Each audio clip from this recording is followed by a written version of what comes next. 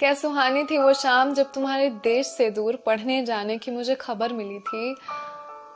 तुम्हें क्या पता, मेरे चेहरे पर एक लंबी सी मुस्कुराहट खिली थी। सोच रही थी अब तुम्हारी सारी चीजों पर मैं अपना हक जमाऊंगी। अब तुम्हारे कमरे को भी मैं अपना कमरा बताऊंगी।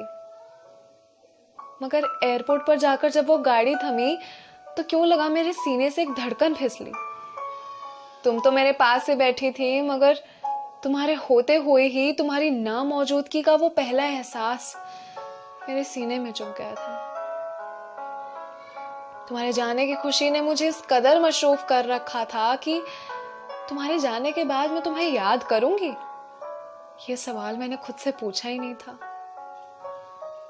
अलविदा कहते वक्त तो तुम भी मुस्कुरा रही थी, या शायद यूं कहूं कि तुम्हें भी इस बात का एहसास नहीं था कि ये दूरियां तुम्हें हमसे दूर ले जाकर तुम्हारी आंखें नम करने वाली हैं।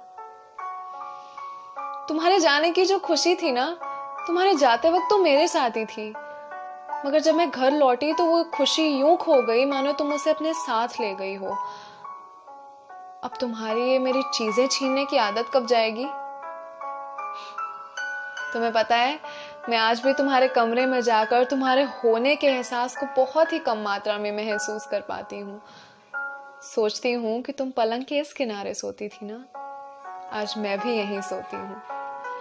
तुम्हें पता है, जब मैं अपने कमरे में सजाने के लिए कोई चीज लाती हूँ तो मैं तुम्हारे कमरे के लिए भी लाती हूँ, मगर जब मैं उसे सजाने अपने हाथों से तुम्हारे कमरे की ओर जाती हूँ तो मानो तुम्हारा कमरा मुझसे चीख कर कह रहा हो कि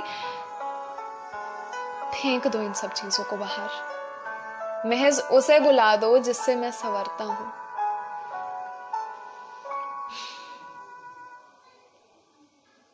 तुम्हें तो पता ही है मेरा अपने कमरे में दिल कहाँ लगता था।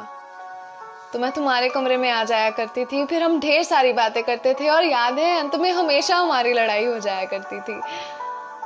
मगर ये क्या, अब तो तुम्हारे कमरे में भी मेरा दिल नहीं लगता। और सबसे ज्यादा दुख पता है कब लगता है?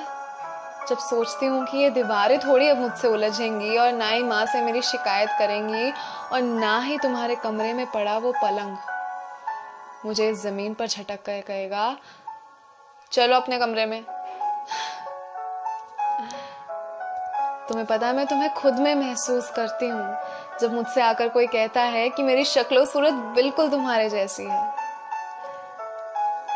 तुम्हारी नामौजूदगी ने मुझे इस चीज का एहसास करवाया कि तुम्हारी चीजों पर महज मेरी नजर ही थी, मगर मैंने कभी पाना नहीं चाहा उन्हें। शायद आज भी तुम्हारी चीजें मेरी होकर तुम्हारी सी ही लगती हैं, फिर चाहे वो तुम्हारा कमरा हो, तुम्हारी अलमारी, वो कपड़े जो तुम यहाँ छोड़ गई, या फिर पूरे परिवार का प्यार, इन सब पर आज भी तुम्हारा ही हक है। मैं तो महज इन्हें संभाल रही हूँ।